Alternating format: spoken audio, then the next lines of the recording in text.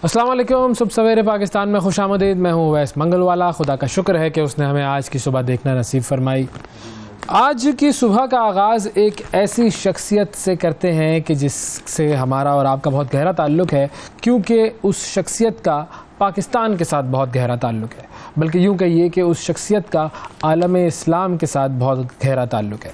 अगर आलम इस्लाम की बात की जाए तो आलम इस्लाम की 4 शख्सियात ऐसी हैं कि जिनको मग़रिब और मशरिक़ दोनों ही पढ़ते हैं, दोनों ही मानते हैं, दोनों ही उनके रुतबे के कायल हैं। वैसे नॉर्मली जब हम किसी शख्सियत का जिक्र करते हैं कि जिसके पढ़ने वालों की अगर आप बात करें तो वो पढ़ने वाले सिर्फ़ एक खित्ते पर मौजूद होते हैं, या किसी एक ख़ास मज़हब से उनका ताल्लुक़ होता है, किसी एक ख़ास ग्रोह से उनका ताल्लुक़ होता है, कोई एक ख़ास आइडियोलॉजी फ़ॉलो करने वाले लोग होते हैं कि जो कि किसी भी शख्सियत को पढ़ते हैं। लेकिन ये 4 शख्सियात ऐसी हैं दुनिया की जिनका ताल्लुक़ इस्लाम से है। ये 4 शख्सियात ऐसी हैं कि जो हर जगह मकबूल हैं। ये 4 शख्सियात कौन सी हैं? उनमें एक है इमाम गज़ाली, जिन्हें मशरिक़ और मग़रिब दोनों पढ़ते हैं। फिर दूसरी शख्सियत है इब्नुल अरबी, इसे भी मशरिक़ और मग़रिब दोनों पढ़ते हैं। तीसरी शख्सियत रूमी की है, ये शख्सियत भी बहुत ही मशहूर है और मशरिक़ और मग़रिब दोनों में यकसा मकबूल है। और चौथी शख्सियत जिनका आज हम ज़िक्र कर रहे हैं वो है अल्लामा मोहम्मद इकबाल, जो कि मशरिक़ और मग़रिब दोनों में यकसा तौर पर पढ़े जाते हैं, माने जाते हैं, जाने जाते हैं। और आज अल्लामा इकबाल का 146वां यौम विलादत हम मना रहे हैं। वो शख्स कि जिसने पाकिस्तान का तसव्वुर पेश किया, वो शख्स कि जो कि मुफ़क्किर पाकिस्तान कहलाया, वो शख्स कि जो कि इस पूरे मशरिक़ का शायर कहलाया, उस शख्स की आज बात होगी। हमारे प्रोग्राम में और भी बहुत कुछ होगा, लेकिन उस शख्स की आज ख़ास तौर पर बात करेंगे। आपकी फ़ोन कॉल्स भी लेंगे और आपसे चाहेंगे कि आप भी इकबाल के अशार अपनी ज़बानी हमें सुनाएं और इकबाल के बारे में हम कुछ गुफ्तगू करें। तो आज का जो प्रोग्राम है, आज का जो दिन है, वो अल्लामा इकबाल के नाम है। 60 सेकंड न्यूज़ की तरफ चलते हैं, उसके बाद दोबारा आपसे मिलते हैं। बेअमनी में गैर कानूनी तारकीन वतन मुलविस हैं। अफगान रहनुमाओं की धमकियां अफसोसनाक हैं। वज़ीर आज़म अनवारुल हक काकड़। PTI की कानूनी टीम की चीफ इलेक्शन कमिश्नर से मुलाकात, चार्टर्ड ऑफ डिमांड पेश कर दिया। PTI को लेवल प्लेइंग फील्ड फराहम की जाए, सदर का निगरान वज़ीर आज़म को ख़त। स्मोक के बाइस पंजाब के मुख्तलिफ अजला में स्मार्ट लॉकडाउन लगाने का फैसला। PCB ने साबिक चीफ सिलेक्टर इंज़मामुल हक का इस्तीफ़ा कबूल कर लिया। वर्ल्ड कप में इंग्लैंड ने नीदरलैंड को 160 रन से हरा दिया। गजा पर इस्राएली हमलों में तेज़ी, कैंपों और अस्पतालों समेत मसाजिद पर बमबारी। बेल्जियम की नायब वज़ीर आज़म का इसराइल के खिलाफ इक़्तिसादी पाबंदियाँ लगाने का मुतालबा। इंडोनेशिया में सदर के बेटे के हक में फैसला देने पर चीफ जस्टिस ओहदे से बरतरफ। 2023 इंसानी तारीख़ का गर्म तरीन साल बनने के करीब। इटली का अस्पताल पर मबनी बहरी जहाज़ गजा भेजने का ऐलान।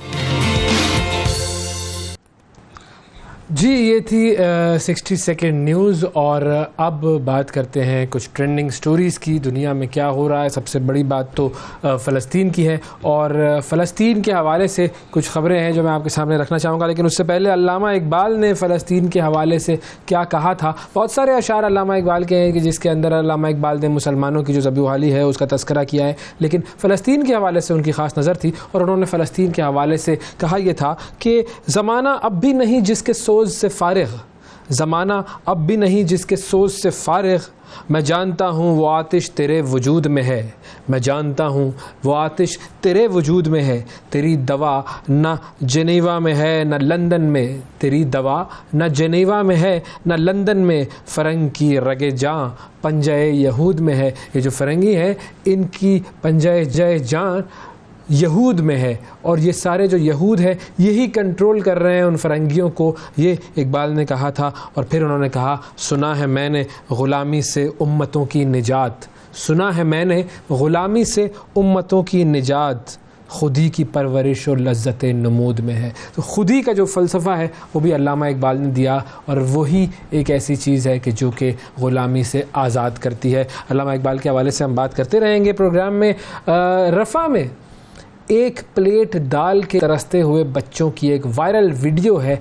इस वीडियो ने सबके दिल चीर दिए हैं। किस तरीक़े से वो बच्चे एक प्लेट दाल के लिए کھانے کی ایک پلیٹ کے لیے وہ بچے اس کی طرف جھپٹ رہے ہیں اور کس طریقے سے وہ چاہتے ہیں کہ وہ کھانا, اس کا ایک چھوٹا سا لقمہ کاش ان کے پیٹ میں چلا جائے. اور یہ اتنے سارے بچے ہیں. 1 ماہ قبل یہ جو معاملہ شروع ہوا تھا, ہزاروں فلسطینی بچے شہید ہوئے ہیں. کھانا وہاں پر نہیں ہے, پانی نہیں ہے, ایندھن کی بندش ہے.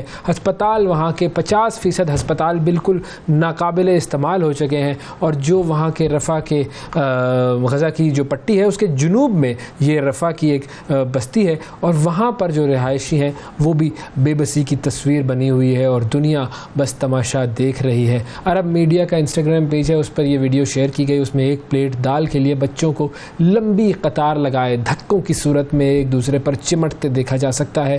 اور اس ویڈیو کو دیکھ کر کوئی بھی ایسا شخص نہیں ہے کہ جس کے دل میں یہ درد نہ جاگے کہ یہ غزہ کے جو فلسطینی ہیں ان کے ساتھ جو ظلم ہو رہا ہے اسے روکا جانا چاہیے. لیکن بس 10,500 سے زائد لوگ اب تک جاں بحق ہو چکے ہیں, 26,000 زخمی ہیں, اور تقریباً ان جاں بحق ہونے والوں میں آدھے جو ہیں وہ بچے ہیں. یہ بچے جو کہ غزہ کے بچے ہیں یہ ہمارے اور آپ کے بچوں کے برابر ہیں, لیکن شاید ہم انہیں اپنے بچوں کے برابر سمجھتے نہیں ہیں. انہی بچوں نے, غزہ کے معصوم بچوں نے ایک پریس کانفرنس بھی کی, اور یہ بچے دنیا کا ضمیر جھنجھوڑنے کی کوشش کر رہے ہیں, اور انہوں نے کہا کہ اسرائیل ہمیں بھوکا مار رہا ہے اور دنیا صرف اور صرف دیکھ رہی ہے. ایک ایک لفظ جو کہ اس بچے کی زبان سے نکل رہا تھا. الشفا اسپتال کے باہر یہ پریس کانفرنس ہوئی. دنیا کا ضمیر جھنجھوڑنے کے لیے کافی ہے, لیکن دنیا کا ضمیر مردہ ہو چکا ہے. مردہ ضمیر نہیں جاگتے. شاید یہ بچہ جانتا نہیں ہے کہ اگر کوئی سویا ہوا ہو تو اسے جگایا جا سکتا ہے, لیکن مردہ ضمیروں کو جگانے کی کوششیں ناکام ہیں اور ناکام ہی ہو رہی ہیں. یہ بچہ کہتا ہے کہ 7 اکتوبر سے پوری دنیا کے سامنے اسرائیل ہم پر بمباری کر رہا ہے, نسل کشی پر تلا ہوا ہے, ہمیں بھوکا مار رہا ہے, ہمارے رشتہ داروں کو مار رہا ہے. پوری دنیا سے وہ جھوٹ بھی بول رہا ہے کہ وہ ایک حماس سے جنگ لڑ رہا ہے, لیکن حقیقت میں وہ ہم پر حملے کر رہا ہے, اور ہم موت کے منہ میں جا رہے ہیں. ہمارے ماں باپ مر رہے ہیں. ہم یہاں پر امن چاہتے ہیں, ہم یہاں پر تعلیم چاہتے ہیں, علاج, کھانے کے ساتھ ساتھ ساری چیزیں جو ہیں وہ جو کہ انسان کے لیے ضروری ہوتی ہیں ہم وہ چاہتے ہیں, لیکن ہمیں یہ تمام چیزیں یہاں پر نہیں رہی ہیں. اور جو حالات ہیں وہ یہی بتا رہے ہیں کہ اس میں اب ایک ہلکی سی, جس کو آپ کہتے ہیں کہ امید کی کرن شاید نظر آئی ہے کہ 3 دن کے لیے شاید وہاں پر کوئی جنگ بندی کی صورتحال سامنے آ جائے. لیکن جو اصل سٹیٹسٹکس ہیں وہ تو یہ ہیں کہ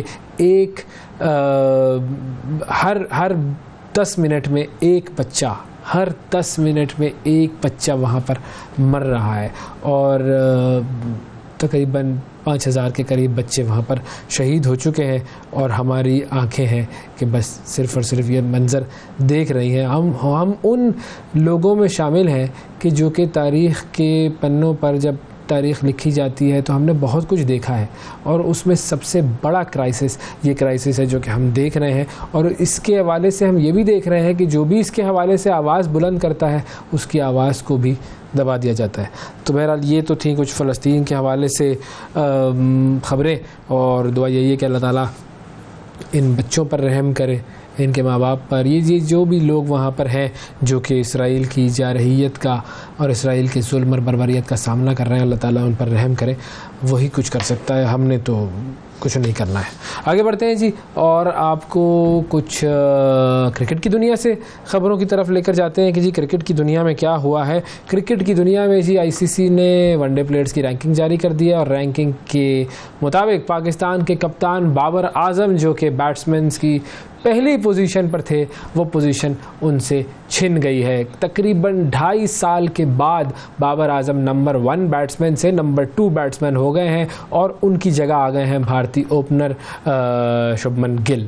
شبمن گل جو ہے وہ بھی بڑے زبردست کھلاڑی ہیں. ینگ ایج کے اندر انہوں نے ڈبل سینچری بھی اسکور کر لی ہے, اور بیٹنگ کا سٹائل بھی ان کا بڑا اچھا ہے, اسکورنگ مشین ہے وہ. شبمن گل کے جو رینکنگ میں 830 پوائنٹس ہو گئے ہیں تو وہ پہلے نمبر پر آ گئے ہیں, اور بابر جو ہے وہ 824 پوائنٹس کے ساتھ دوسرے نمبر پر ہیں. تقریباً 2.5 برس انہوں نے یہ اپنے پاس اعزاز رکھا کہ وہ پہلے نمبر پر رہے بیٹسمینز کی لسٹ میں, اور اب شبمن گل آ گئے ہیں پہلے نمبر پر, بابر اعظم آ گئے ہیں دوسرے نمبر پر, اور تیسرے نمبر پر ہیں جی جنوبی افریقہ کے کوئنٹن ڈی کاک.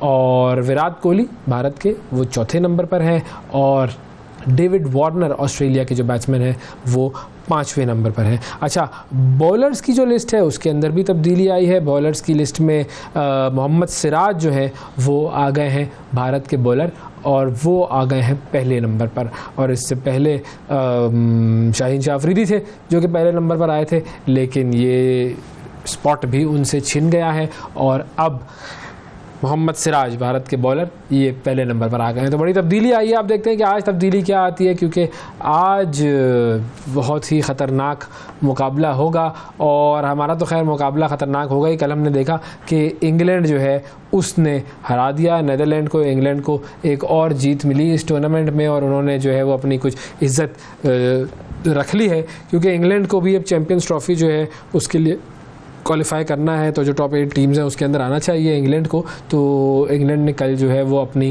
یہ فتح اپنے نام کی, اور اب وہ غالباً 7ویں نمبر پر آ گئے ہیں پوائنٹس ٹیبل پر. اب پاکستان کا جو مقابلہ ہے وہ ایک مقابلہ رہ گیا ہے, اور نیوزی لینڈ سے, نیوزی لینڈ کا ایک مقابلہ ہے پاکستان سے, اور افغانستان کا مقابلہ ہے ساؤتھ افریقہ سے. دیکھتے ہیں کہ کون سی ٹیم ایسی ہے ان تینوں میں سے جو آگے بڑھتی ہے اور پہنچتی ہے سیمی فائنل کی دوڑ میں. جو ٹاپ 4 ٹیمز ہیں اس میں کون سی ٹیم آئے گی, کیونکہ یہ تینوں ہی ٹیمیں بڑا زبردست کھیل پیش کر رہی ہیں. افغانستان نے بھی سب کو چونکایا ہے. نیوزی لینڈ تو خیر شروع کے بہت اچھے 4 میچز انہوں نے جیتے, پھر 4 میچز ہارے, تو وہ تھوڑی سی ان کی پرفارمنس ڈاواڈول ہے. سری لنکا ہم سب جانتے ہیں کہ سری لنکا کی پرفارمنس اچھی نہیں رہی ہے, تو ایک بہت زیادہ چانس ہے اس وقت نیوزی لینڈ کے لیے کہ وہ یہ میچ جیتے اور چلا جائے سیمی فائنل میں. لیکن آج جب مقابلہ ہوگا تو پتہ چلے گا. وہ کہتے ہیں کہ کرکٹ میں کچھ بھی ہو سکتا ہے, لیکن اب پتہ چلے گا کہ آج کیا ہوتا ہے جب نیوزی لینڈ اور سری لنکا کی ٹیمیں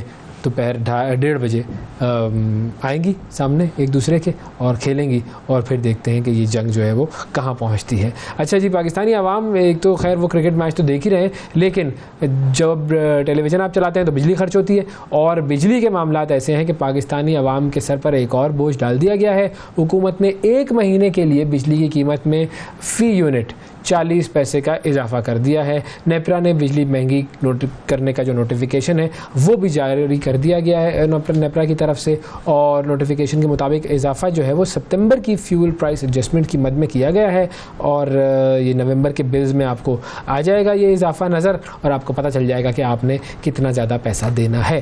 بل میں اضافے کا جو اطلاق ہے وہ لائف لائن اور کے الیکٹرک کے صارفین پر نہیں ہوگا, تو وہ تھوڑی سی ان کی بچت ہو گئی ہے, لیکن باقی جو صارفین ہیں وہ سب بجلی زیادہ مہنگی لیں گے اور فیول ایڈجسٹمنٹ کی وجہ سے زیادہ پیسے دیں گے. نومبر کے بل کا انتظار کیجیے. یمن کے حوثیوں نے امریکی ڈرون طیارہ ایک مار گرایا ہے, اور یمن کی فضائی حدود میں داخل ہونے والا امریکی ڈرون طیارہ تھا جو کہ گرایا ہے انہوں نے, اور تصدیق کر دی گئی ہے اس کی طرف سے, حوثیوں کی جانب سے تصدیق اس کی کر دی گئی ہے. ڈرون طیارے کو یمن کے ساحل کے قریب گرایا گیا تھا, اور حوثی جو حکام ہیں انہوں نے امریکی ڈرون طیارہ مار گرائے جانے کی ویڈیو بھی جاری کر دی ہے, اور امریکی ڈرون طیارہ یمن کی فضائی حدود میں جاسوسی سرگرمیوں کی غرض سے داخل ہوا تھا, اور مارے گرائے جانے والے امریکی ڈرون کی قیمت ہے تقریباً کوئی $16 ملین.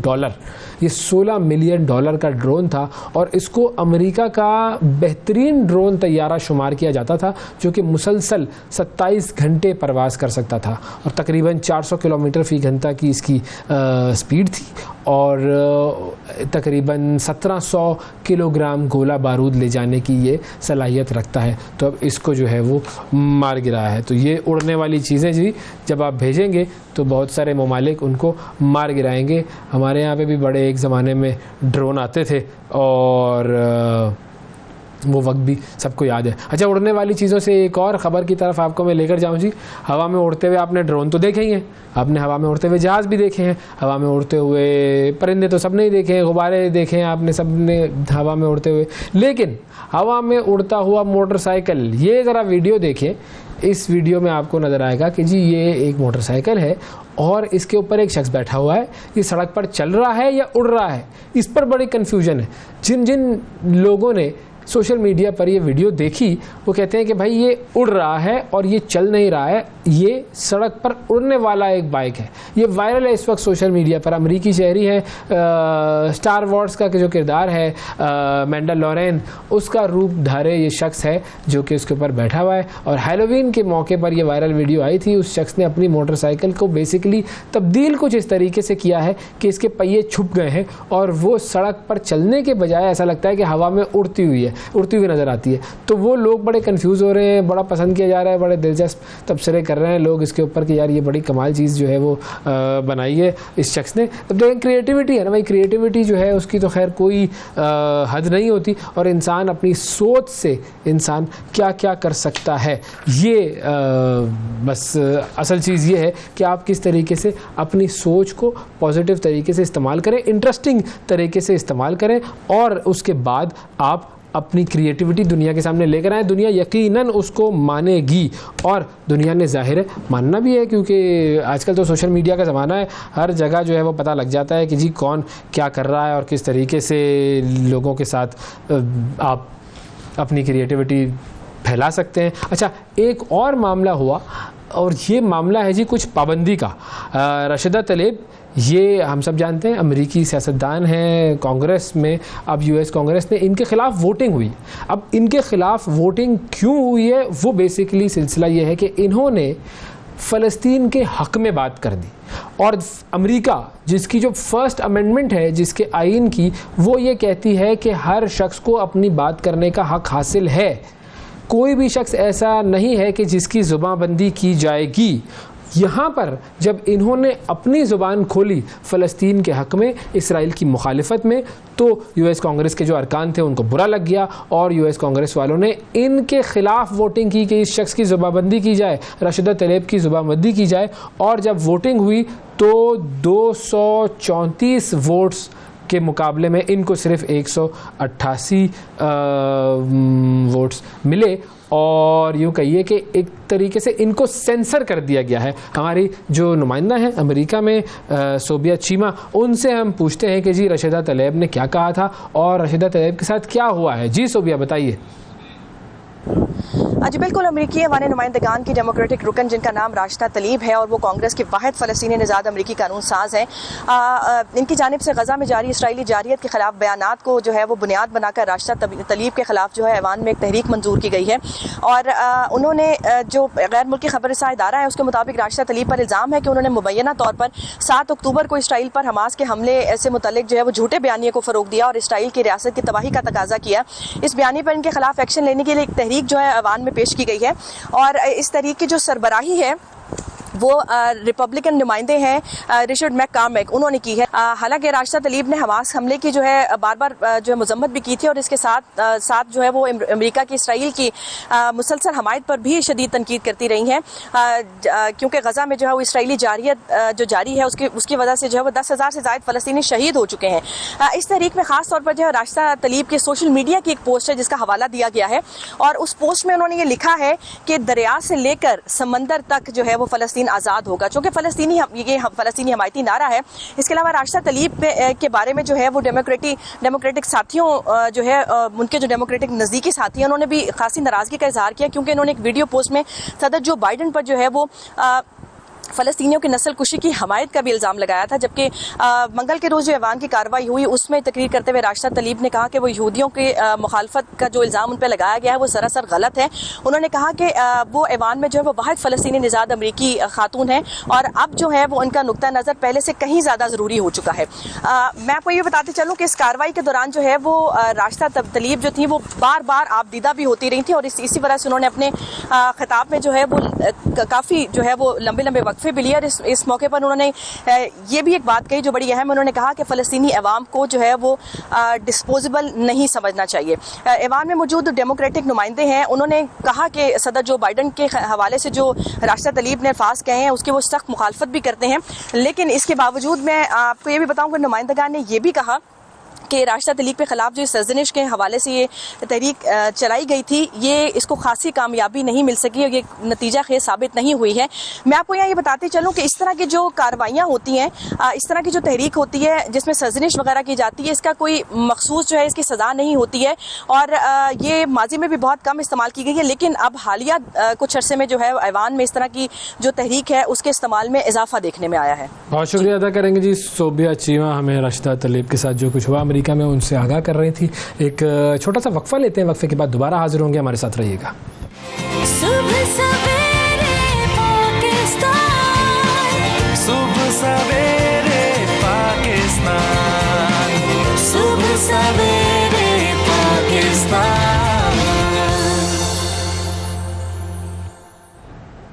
Welcome back. صبح سویرے پاکستان میں ایک مرتبہ پھر خوش آمدید. لندن سے ایک خاتون پاکستان آئی ہیں اور یہ خاتون جو ہے بھائی کیمرہ چلاتی ہیں اور کیمرہ چلانے کی مہارت ان کی ایسی ہے کہ انہیں یو کے میں فوٹوگرافر آف دا ایئر کا ایوارڈ دیا گیا ہے. سال کی بہترین فوٹوگرافر انہیں وہاں پر قرار دیا گیا. اس کے علاوہ انہیں بورن سروائیور یو کے ایوارڈ بھی مل چکا ہے، جو کہ ان لوگوں کو دیا جاتا ہے کہ جن کی زندگی میں بہت ساری اسٹرگلز ہوتی ہیں لیکن وہ اپنی تمام اسٹرگلز کو پیچھے چھوڑ دیتے ہیں. جو بھی مشکلات اور مسائل ان کی زندگی میں ہوتے ہیں ان کو پیچھے چھوڑتے ہیں اور اپنے ٹارگٹس کو اچیو کرتے ہیں. یہ شخصیت جن کا تعلق اٹک سے تھا وہ یہاں پر اٹکی نہیں، وہ گئی یو کے اور یو کے میں جا کر انہوں نے فوٹوگرافی کا کام کرنا شروع کیا اور بڑی زبردست فوٹوگرافی کرتی ہیں جی. ان کی فوٹوگرافی کے کچھ نمونے ساتھ ساتھ آپ کے ہماری اسکرین پر چل رہے ہیں، وہ آپ دیکھ سکتے ہیں. فیشن فوٹوگرافی بھی کرتی ہیں، ایونٹس کی فوٹوگرافی بھی کرتی ہیں، ای کامرس فوٹوگرافی بھی کرتی ہیں. ہم بات کریں گے جی سمیہ شریف سے. السلام علیکم. وعلیکم السلام. کیسی ہیں سمیہ؟ ٹھیک ٹھاک ہیں آپ؟ جی اللہ کا شکر. یو کے سے آپ یہاں آئی ہوئی ہیں، موسم میں کوئی زیادہ تبدیلی تو آج کل نہیں لگ رہی ہوگی؟ ایکچولی کافی تبدیلی ہے. کیسے بھائی؟ وہاں تو سردی ہوتی ہے، یہاں پر بھی اب سردیوں کا کچھ آغاز سا ہوا جا رہا ہے. وہاں پہ دن میں جو سردی ہوتی ہے یہاں پہ ابھی رات کو ہے. ابھی وہ ہاں ٹھیک ہے صحیح. تو تھوڑا بہت معاملہ جو ہے وہ کچھ قریب آ گیا ہے. اچھا جی، فوٹوگرافی سب سے پہلے تو آپ کی جو بیسک ڈومین ہے اس کی طرف ہم آئیں گے کہ فوٹوگرافی کی طرف آپ آئیں کیسے اور کیسے آپ نے یہ کیا جادو کیا کہ وہ آپ کو کہہ رہے ہیں photographer of the year? Basically میں جب یہاں پہ پاکستان میں رہتی تھی تو کافی آرٹسٹک نیچر تھی میری. اچھا. میں پینسل اسکیچز بناتی تھی، میں آئل پینٹنگز کیا کرتی تھی.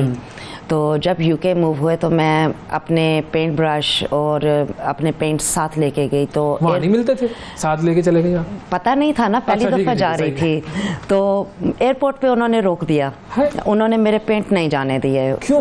یہ کیا بات ہوئی؟ مے بی سیکورٹی ریزنز ہوئیں گی، جو بھی ہوگا. تو جب میں پھر وہاں پہ گئی تو کافی مہینے تک جو ہے یہ بھی نہیں پتا تھا میں کہاں سے جا کے لوں، کیا کروں، کہ ایک نئی کنٹری ہے، ابو کی طرف سے اجازت بھی نہیں ہے پینٹس کی، تو فائنڈ آؤٹ کیسے کروں، تو کیا کروں. کیا کہا آپ نے؟ کس کی ابو کی طرف سے اجازت بھی نہیں ہے پینٹنگ کی؟ جی. یہ کیا بات ہے؟ پینٹنگ وینٹنگ کی تو ابو اجازت دے دیتے ہیں نارملی. میرے ابو جی جو ہے وہ چاہتے تھے کہ میں لڑکیوں والے کام زیادہ کروں. اچھا. تو میں ان کا بیٹا بنی، تو میرا ہمیشہ لڑکوں والے کاموں میں زیادہ رجحان رہا. لڑکوں والے بہت سارے کام صحیح نہیں ہوتے، کیا کریں بھائی لڑکوں، تمہیں پتہ ہے.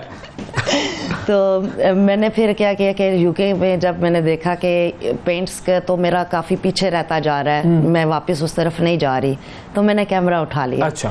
تو میں نے کیمرے میں پہلے جو اس فیلڈ میں آلریڈی لوگ تھے ان سے تھوڑی اگلی ٹریننگ لی.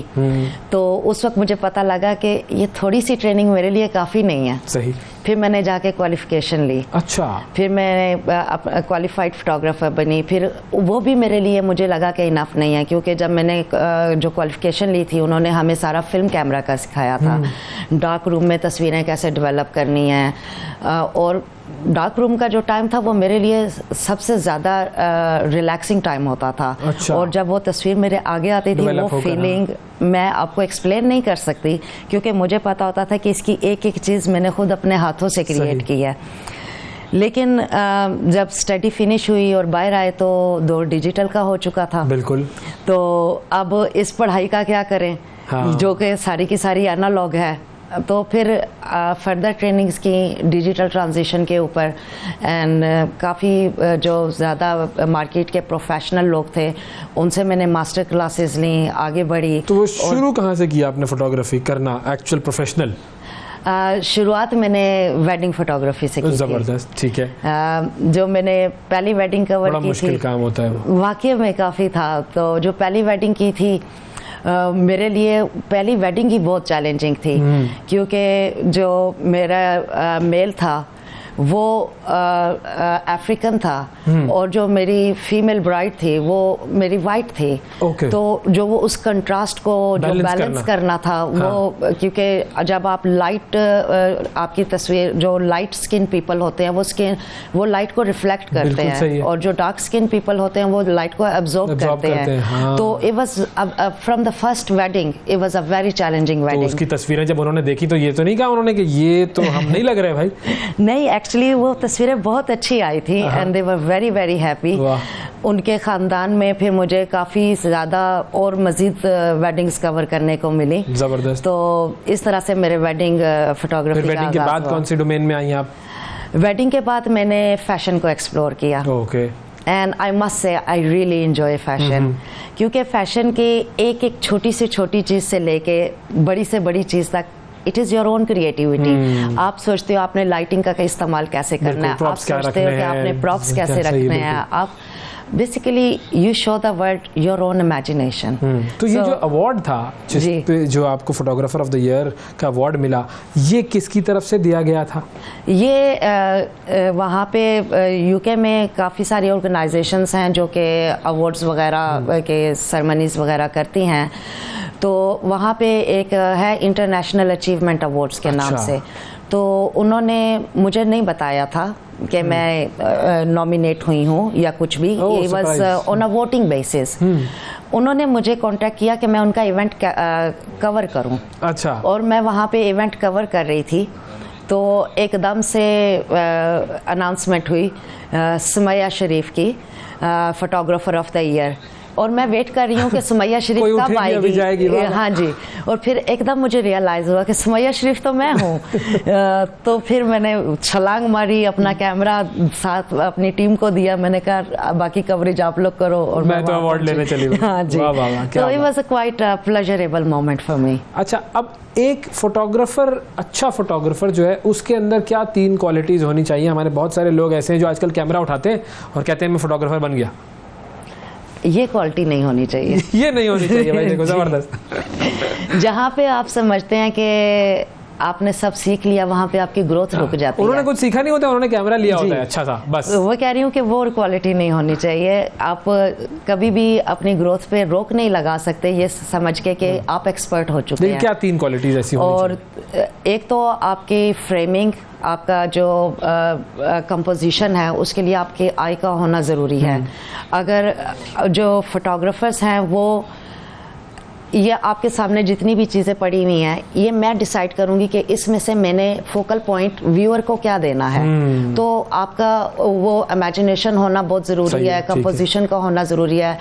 Understanding of lighting is very important. आप जब तक लाइट को अंडरस्टैंड नहीं करेंगे कि कैसे आपके सब्जेक्ट पे कैसे वो लाइट आ रही है और वो कौन सी डिटेल्स को क्रिएट कर रही है, उसमें से कौन सी डिटेल्स को आपने उजागर करना है और कौन सी डिटेल्स को आपने मिनिमाइज करना है, इसका पता होना आपके लिए ज़रूरी है। सही। तो फिर तीसरा जो है, अपने इक्विपमेंट को अंडरस्टैंड करना भी बहुत ज़रूरी है। अगर जब तक आप अपने इक्विपमेंट की लिमिटेशंस को नहीं समझेंगे, आप उस वक्त तक मास्टरपीस नहीं क्रिएट कर सकते हैं, क्योंकि आप डरते हुए काम करेंगे कि मैं ये यहाँ से मैं ISO को बढ़ाऊंगा तो कहीं ग्रेन ना आ जाए, अगर मैं कम रखूंगा तो कहीं बहुत ब्लेंड ना हो जाए, अगर मैं फ्लैश को यूज कर रहा हूँ तो इमेज फ्लैट ना हो जाए। तो इन सारी चीजों का ध्यान रखना पड़ता है। सुन रहे हो है भाई, कैमरामैन हो हमारे, सुन रहे हो, इनकी जरा ट्रेनिंग करवा दीजिएगा।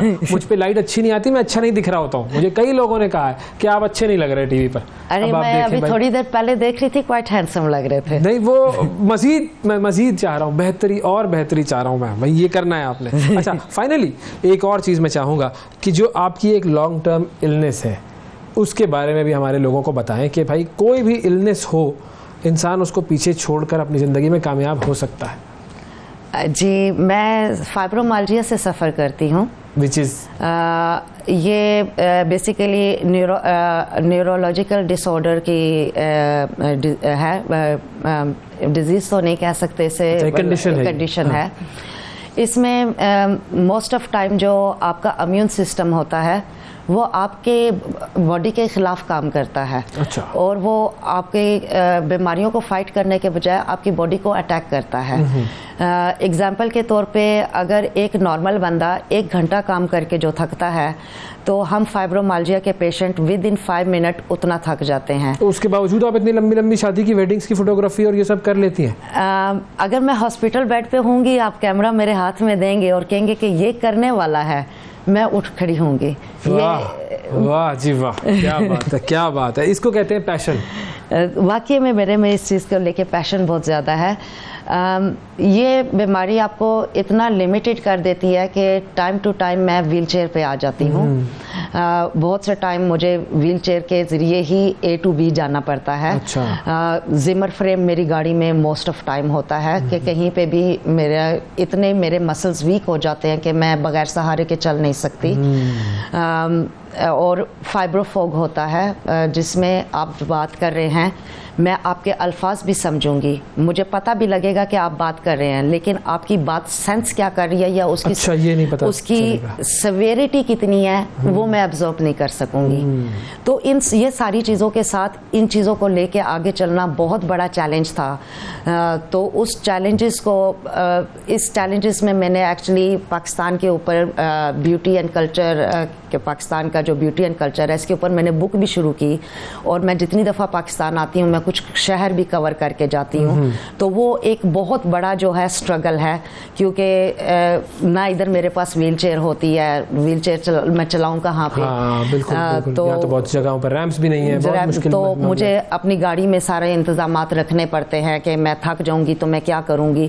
تو ان سارے چیلنجز کو مجھے پہلے سے دیکھنا پڑتا ہے, اور پھر ان کے سارا پریپ کرنا پڑتا ہے. لائک آپ لوگ ایک چیز سوچتے ہیں اور آپ کر جاتے ہیں, مجھے پہلے دماغ میں کرنی ہوتی ہے پھر مجھے ریئل میں کرنی ہوتی ہے. ہماری دعا ہے کہ یہ آپ کی جو اسٹرگلز ہیں ان کو آپ جتنا پیچھے چھوڑ چکی ہیں اس سے اور بہت پیچھے چھوڑیں, اور جتنا آپ آگے جا چکی ہیں اس سے اور بہت آگے جائیں, اور بہت آپ کو ترقی ملے, اور اللہ تعالیٰ آپ کی جو چھوٹے چھوٹے جو معاملات ہیں آپ کی زندگی کے ان کو ختم کریں. اور ہم فوٹوگرافر آف دی ایئر سے ملے جی, زبردست. کچھ میری بھی ذرا پروگرام کے ذرا 1-2 تصویریں کھینچ دیجیے گا, شاید اچھی آ جائیں بھائی, آپ کے ہاتھوں میں کوئی جادو ہو. آپ کہتے تو میں کیمرہ ضرور بس لے کے آتا. چلے رشتہ فوٹو کھنچواؤں گا میں, رشتہ فوٹو اب آپ سے. بالکل, تھینک یو جی, بہت شکریہ سمجھا. ناظرین وقفہ لیتے ہیں, وقفے کے بعد دوبارہ حاضر ہوں گے, ہمارے ساتھ رہیے گا. صبح سویرے پاکستان, صبح سویرے پاکستان.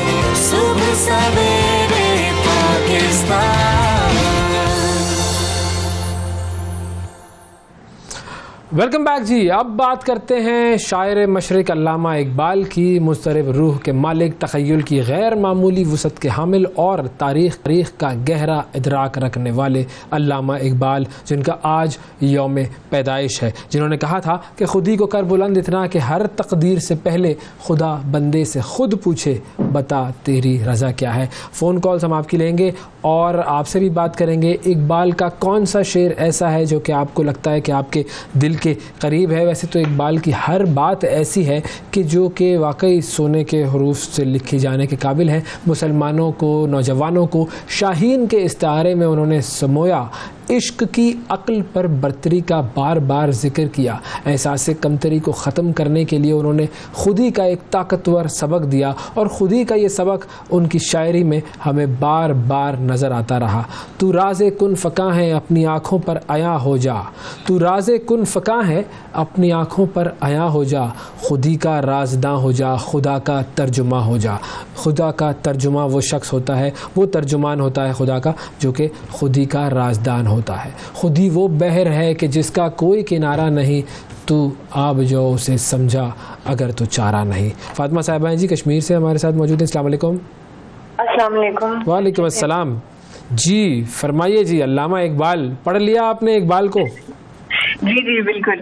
آج اقبال کے پر میں کچھ باتیں عرض کرنا چاہوں. فرمائیے بالکل, آپ کے لیے تو شعر ہے کہ زمانہ اب بھی نہیں جس کے سوز سے فارغ, میں جانتا ہوں وہ آتش تیرے وجود میں ہے. بالکل, واہ. تیری زبان نہ جنیوا میں ہے نہ لندن میں, فرم کی رگے جہاں یہود میں ہے. پنجائیہ पंजा यहूद में। अल्लामा इकबाल की दूर अंदेशी पर एक कुर्बान चाहिए। आज से बहुत साल पहले उन्होंने इन चीज़ों की निशानदेही की थी जो आज हम दुनिया में देख रहे हैं।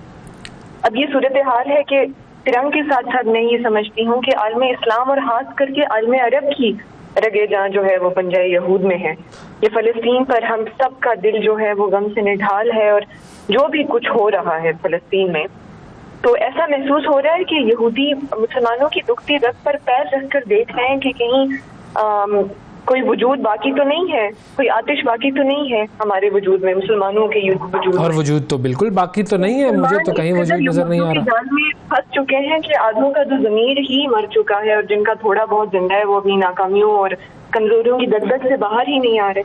तो गुलामी की इकबाल पे एक शेर जो है वो मैं अर्ज करना चाहूंगी जी कि कभी ए नौजवाने मुस्लिम तदब्बुर भी किया तूने, कि कभी ए नौजवाने मुस्लिम तदब्बुर भी किया तूने, तो क्या गर्दों था तू जिसका है एक टूटा हुआ तारा। बिल्कुल, ये इकबाल ने नौजवानों को बहुत कुछ सिखाने की कोशिश की है, बस सिर्फ़ और सिर्फ मामला ये है कि नौजवान इकबाल को पढ़ लें और समझ लें, ये बड़ा ज़रूरी है। बहुत शुक्रिया फ़ातिमा, आपने प्रोग्राम में कॉल की। ग़ुलामी की ज़ंजीरें तोड़ने का इकबाल ने रास्ता बताया, और वो रास्ता आज भी जो लोग जिनका ज़मीर सोया हुआ नहीं है, जिनका ज़मीर मुर्दा नहीं है, उनके लिए वो रास्ता रोशनी का रास्ता है। इकबाल ने कहा था ना कि ग़ुलामी में न काम आती हैं शमशीरें न तदबीरें, ग़ुलामी में न काम आती हैं न शमशीरें न तदबीरें, जो हो ज़ौक़े यकीन पैदा तो कट जाती है ज़ंजीरें। अपने आप पर यकीन रखना ज़रूरी है, अपने खुदा पर यकीन रखना ज़रूरी है, और फिर ग़ुलामी की ज़ंजीरों को इंसान काट पाने के काबिल होता है। अगर आप ग़ुलाम हो, ग़ुलाम ज़हनियत हो अगर आपकी, तो चाहे आपके पास एक आज़ाद मुल्क भी हो, आपको लगेगा कि हम कुछ नहीं कर सकते। और शायद हमारा हाल आज ऐसा ही है कि हम एक आज़ाद मुल्क होने के बावजूद जो हमारी जो ज़हनी ग़ुलामी है उससे काश हम आज़ाद हों, तब हमें पता चलेगा कि हम क्या क्या कर सकते हैं, क्या क्या पोटेंशल है। फिर अल्लामा इकबाल ज़ाहिर है मग़रिब में उन्होंने तालीम हासिल की, PhD किया जर्मनी से, तो इसीलिए प्रोग्राम के आगाज़ में मैं कह रहा था कि मशरिक़ व मग़रिब दोनों ही इकबाल के मानने वाले हैं। तुर्की चले जाएं, ईरान चले जाएं, मुख्तलिफ़ ममालिक में आप जाकर इकबाल की जो शायरी है, उनका जो फ़लसफ़ा है, शायरी से फ़लसफ़े की तरफ जो उनका सफ़र है उसको अगर पढ़ा जाए, जो उनकी थॉट्स रिलीजन पर थी उनको अगर पढ़ा जाए, इश्क़ मोहम्मद सल्लल्लाहु अलैहि वसल्लम बार बार उन्होंने अपनी शायरी में इसके ऊपर बात की। तो अल्लामा इकबाल एक ऐसी शख्सियत थे कि जिन्होंने ये हमें बता दिया कि मोहम्मद से वफ़ा तूने तो हम तेरे हैं, ये जहाँ चीज़ है क्या लौहो कलम तेरे हैं। मग़रिब में रहते हुए वो जान गए थे कि क्या मामला है मग़रिब का, और मशरिक़ के क्या कमियां हैं, और कैसे मशरिक़ अपनी कमियों को पूरा कर सकता है। उमरदीन साहब हमारे साथ मौजूद हैं। अस्सलाम वालेकुम। वालेकुम अस्सलाम सर, क्या हाल है? ठीक है सर? बिल्कुल ठीक, अल्लाह का शुक्र जनाब। फरमाइए क्या कहेंगे अल्लामा इकबाल के हवाले से? सर मैं ये शेर सुनाना चाहूँगा, जी जी। मोहम्मद से वफा तूने। ये तो मैंने सुना दिया अभी भाई, अब ये तो आप रिपीट कर रहे हैं। जी मैं अभी यही सुना रहा था अभी। अच्छा चलो, मैं तो अब तो कोई और सुना देना। और तो एक जो था दूसरा शेर, वो थोड़ा मुझे बना एक कोई लाइन याद होगी, बाकी मुकम्मल तो याद नहीं। बताएं, सुनाएं।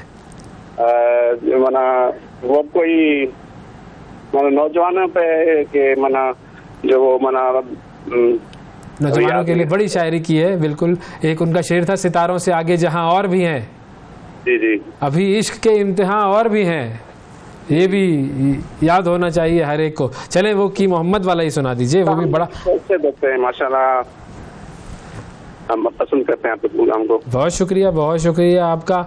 आज आपको लगता है कि अल्लामा इकबाल जो चाहते थे हमारी कौम वहाँ पहुँच गई है? बिल्कुल हाँ, शऊर तो है शऊर है। जी बिल्कुल। चले, ये अच्छी बात है, पॉजिटिव बात है कि जी हमारी कौम में शऊर है, उस शऊर का इस्तेमाल होना बड़ा ज़रूरी है। बहुत शुक्रिया उमर साहब, सिंध से हमें कॉल कर रहे थे। अल्लामा इकबाल ने कहा था, यूँ तो सैयद भी हो, मिर्ज़ा भी हो, अफ़गान भी हो, तुम सभी कुछ हो, बताओ तुम मुसलमान भी हो। ये मामला बड़ा ख़तरनाक है कि मुसलमान जो बटे हुए हैं मुख्तलिफ़ कबीलों में, फ़िरक़ों में, ज़ातों में, ये मामलात जो हैं अल्लामा इकबाल ने हाईलाइट किए थे। और अल्लामा इकबाल ने कहा था कि तुम हर नाम से पुकारे जाते हो, हर कबीले के साथ, हर अपने जो ग्रुप है उसके साथ तुम जब कनेक्ट होते हो तो तुम्हें उस पर फ़ख्र होता है, लेकिन ये सारी चीज़ें क्या تمہیں مسلمان بھی بناتی ہیں؟ کیا تم اپنے آپ کو دین اسلام سے بھی اسی طرح جوڑتے ہو جیسے تم اپنے باقی جو تمہارے معاملات ہیں ان سے جوڑتے ہو؟ کاشف صاحب ہیں ہمارے ساتھ. السلام علیکم. السلام علیکم سر. وعلیکم السلام جناب, فرمائیے. سر چیچاپتنی سے ٹیچر بول رہا ہوں, محمد کاشف چشتی. سر آپ کا تو بڑا اہم کام ہے سر, ٹیچر ہیں آپ. آپ کی محبت ہے سر. سر اقبال نے جو اپنا فلسفہ خود ہی پیش کیا نا, تو سید نذیر نیازی فرماتے ہیں کہ میں نے اقبال کے پاس گیا تو میں نے لوگوں سے سنا تھا کہ انہوں نے اپنا فلسفہ خود ہی جو ہے نا یہ نیچے سے کوڈ کیا ہے. اچھا. تو میں نے ان سے پوچھا کہ آپ کے فلسفہ خود ہی کی سورس کیا ہے. انہوں نے کہا کہ وہ سامنے آپ کے جو الماری کے اندر بک پڑی ہوئی ہے وہ ذرا اٹھا کے لائیں. تو میں جب وہاں پر گیا تو میں نے دیکھا قرآن کریم تھا. انہوں نے کہا سورہ حشر نکال لو. میں نے سورہ حشر نکالی تو آخری رکوع مجھے پڑھوایا. اور اقبال کہتے ہیں کہ یہاں پر اللہ تعالیٰ فرماتا ہے کہ جو انسان اپنی خودی کو بلا دیتا ہے, اپنے آپ سے بے خبر ہو جاتا ہے, وہ اپنے رب کو نہیں پہچان سکتا, اور جو اپنے رب کو نہیں پہچانتا اس کا شمار فاسقوں فاجروں میں ہو جاتا ہے. تو یہ ضروری ہے کہ ہم اپنی خودی کو پہچانیں. جب تک ہم اپنے آپ کو پہچان نہیں سکیں گے تب تک ہم یہ نہیں سمجھ پائیں گے انسان کس طرح سے اشرف المخلوق ہے, اور کس طرح سے اللہ تعالیٰ نے جو احکامات بتائے ہیں ان پر عمل کرنا ہے. اور اللہ تعالیٰ کیا ہے, جو اپنے خدا کو نہیں پہچانے گا وہ کسی چیز کو نہیں پہچانے گا. بالکل صحیح بات ہے. آج بس ضرورت خودی کا سر نہا لا الہ الا اللہ, یہ بھی تو اقبال نے ہی کہا تھا نا. جی بالکل, خود ہی ہے کہ فضا لا الہ الا اللہ. اور پھر فرماتے ہیں گا میری نگاہ تیز چیر گئی دل وجود, گا الجھ کے رہ گئی میرے تہمات میں ہے. کبھی تو میری نگاہ تیز جو ہے یہ آسمانوں کو چیر دیتی ہے اور کائنات کے تمام راز جو ہیں وہ مجھ پر فاش ہو جاتے ہیں. اور کبھی میں اپنے آپ میں الجھ جاتا ہوں, میں جان ہی نہیں پاتا کہ میں کیا ہوں اور میری اصلیت کیا ہے. لیکن پھر وہی بات ہے کہ دیکھیں اقبال جو ہے وہ اپنے کشتے ویراں سے نا امید نہیں تھے, تو وہ نا امیدی جو ہے وہ ہم میں بہت مرتبہ آ جاتی ہے. لیکن ہمیں اپنے ان نوجوانوں سے اور اپنے ان جوانوں کو بالکل ہم نے یہ سوچنا ہے کہ یہ جوان ہی ہیں جو کہ سب کچھ کر سکتے ہیں, کیونکہ جوانوں کو پیروں کا استاد اقبال نے ہی قرار دیا تھا. بہت شکریہ ادا کریں گے, محمد کاشف صاحب ہمارے ساتھ موجود تھے. ناظرین وقفہ لیتے ہیں, وقفے کے بعد دوبارہ حاضر ہوں گے, ہمارے ساتھ رہیے گا. صبح سویرے پاکستان, صبح سویرے پاکستان.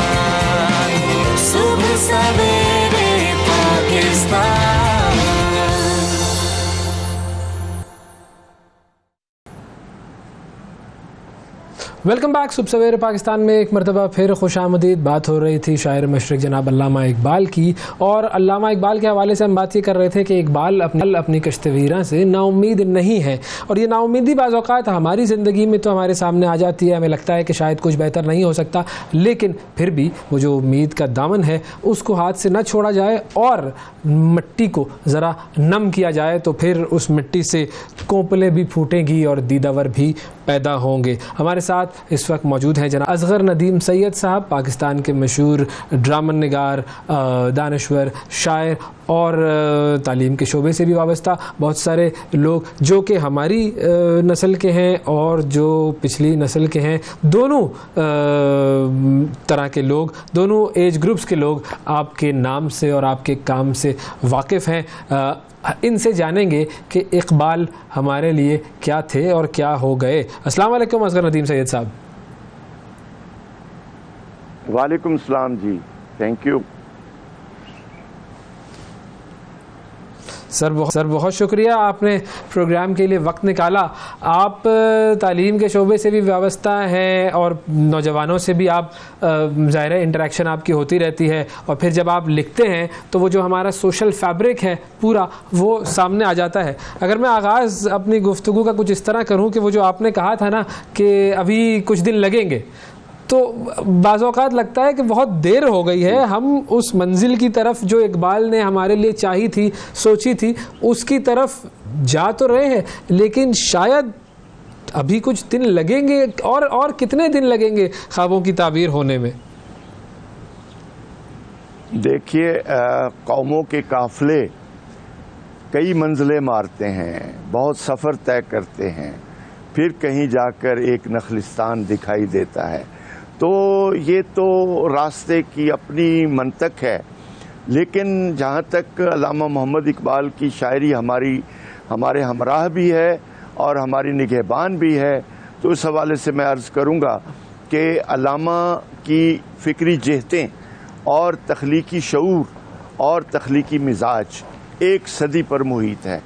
اس 1 صدی میں ہماری تربیت کردار کی سطح پر بھی ہوئی ہے, اجتماعی معاشرے کی سطح پر بھی ہوئی ہے, اور اسی حوالے سے ہم ایک مسلم امہ کی شکل میں بھی ہم نے اپنا روپ لینے کی کوشش کی ہے. تو علامہ صاحب نے کوئی ایک پہلو سے ہماری رہنمائی نہیں کی, یعنی فلسفیانہ سطح پر زندگی کو جاننا بھی ایک فرد کی معراج ہوتی ہے. تو ہمارا نگہبان تو ہمارا مذہب ہے, ہمارا قرآن پاک کی تعلیمات ہیں, اور حضرت علامہ نے وہیں سے روشنی لی اور وہیں سے وہ احکامات لیے جن کو انہوں نے شاعری کا روپ دیا. تو میں سمجھتا ہوں کہ اگر ہم گہرائی کے ساتھ حضرت علامہ کے کلام کا مطالعہ کر لیں اور ہم جان لیں کہ ان کا ویژن کیا تھا, ان کے آگے کتنے افق تھے, اور ان افق کے ساتھ جو علوم فلکیات ہے یا علوم دنیا ہے, ان سب کی پہلو اگر ہم غور کریں تو ہماری بے حد رہنمائی کے راستے کھل جائیں گے. اسی طریقے سے جو آپ نے بات کی کہ نئی نسل سے میرا رابطہ 50 سال ہو گئے مجھے پڑھاتے ہوئے, اللہ کا شکر ہے کہ مسلسل اس میں کوئی رکاوٹ نہیں آئی, اور میں آج بھی اس فکر سے جڑا ہوا ہوں. تو میں جانتا ہوں کہ نئی نسل میں جو ٹیلنٹ ہے یا جو ان کے اندر ایک امنگ ہے, اس کو اگر علامہ صاحب کے کلام سے روشناس کرا دیا جائے تو ایک بڑی وائبرنٹ قوم اور وائبرنٹ نسل ہمیں مل سکتی ہے, جس سے ہمیں امیدیں ہیں. تو میں سمجھتا ہوں آج کا دن بے حد اہم ہے, جیسے کہ آپ نے شروع میں کہا.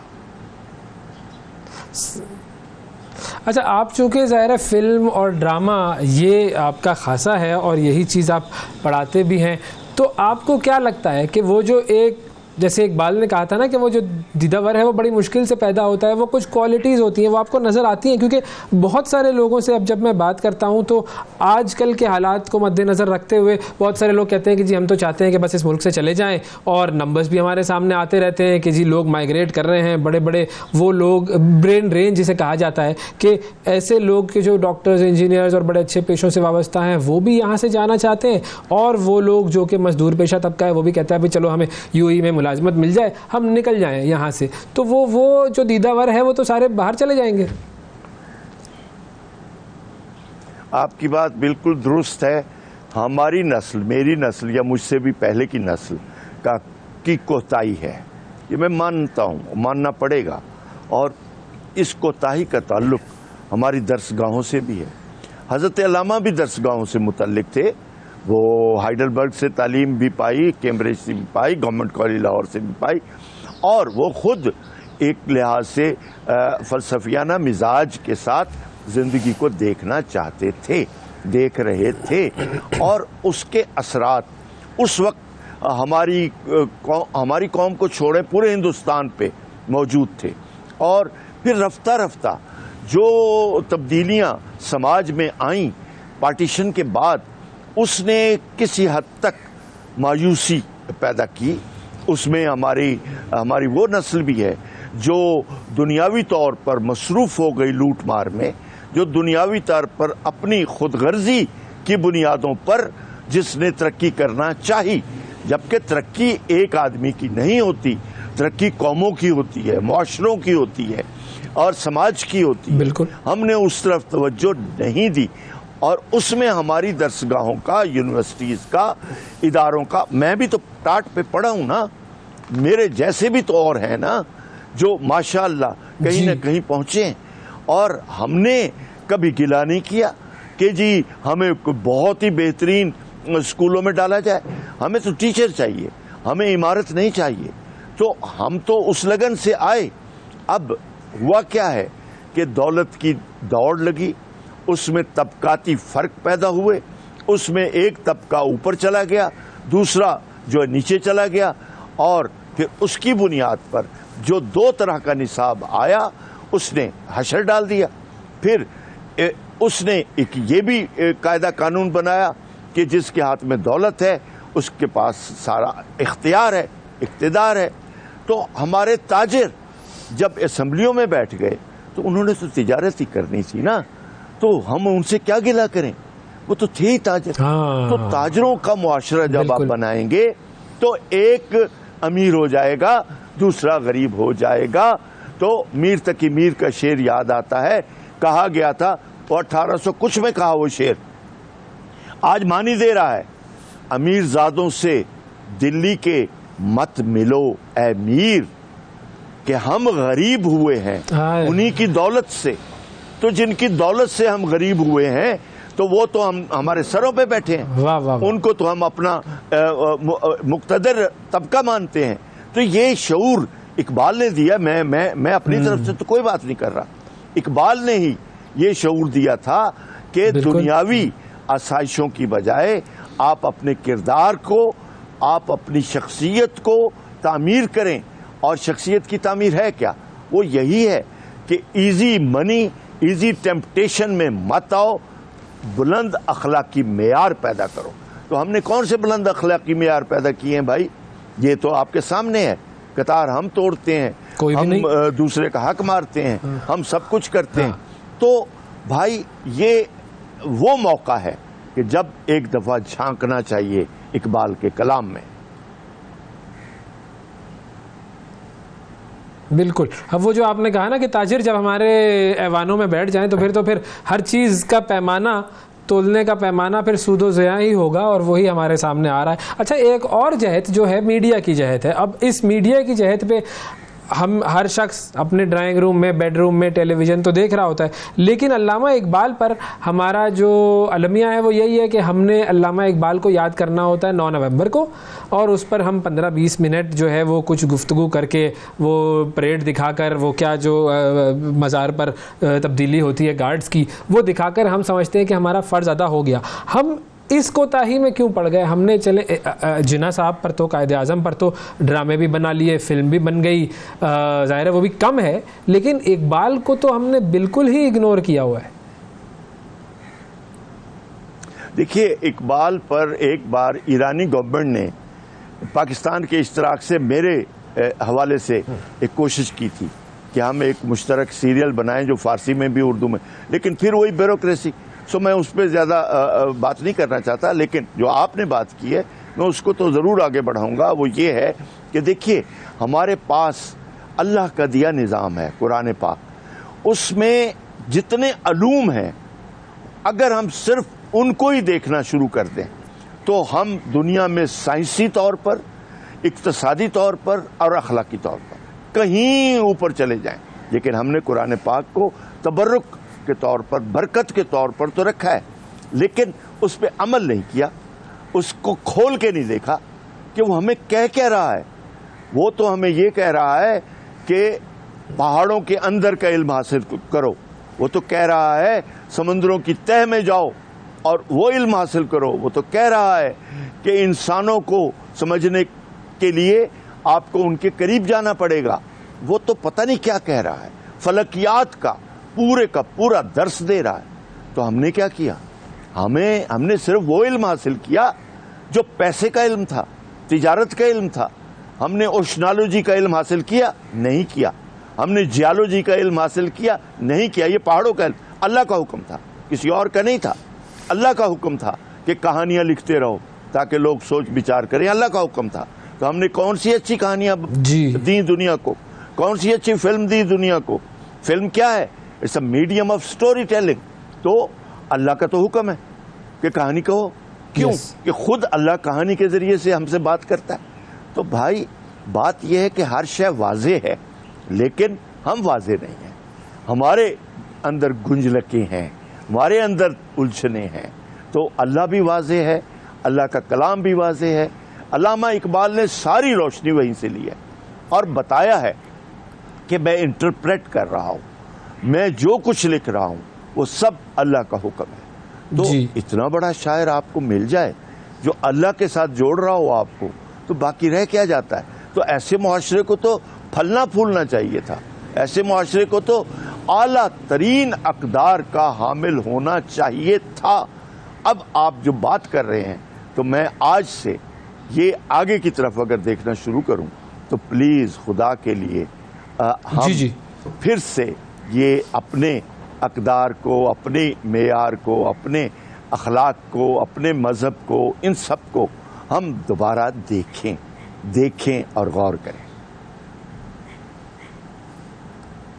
اچھا، اب وہ دیکھنے اور غور کرنے کا مرحلہ اس وقت آئے گا نا ہمارا ایک یوں کہیے کہ انسان کا ایک وصف ہے کہ وہ دوسروں کی طرف دیکھتا ہے، وہ کہتا ہے کہ چلو یہ لوگ سب لوگ کر رہے ہیں تو پھر میں بھی کر لوں. ایک یہ ہمارا معاملہ ہے. دوسرا یہ کہ ہم وہ ہمیشہ ایک مسیح کی تلاش میں ہوتے ہیں کہ جی وہ آئے گا اور پھر سارے معاملات ہمارے حل کر دے گا، ہر چیز ہمارا لیڈر آ کے صحیح کر دے گا. جب تک ہم ان چیزوں پہ لگے رہیں گے تو پھر تو ہم خود تو کچھ نہیں کر سکتے.